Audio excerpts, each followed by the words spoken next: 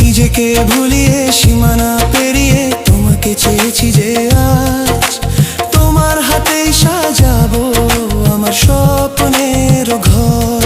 আমি তোমার প্রেমে পড়ে দুনিয়া ভুলে গেছি।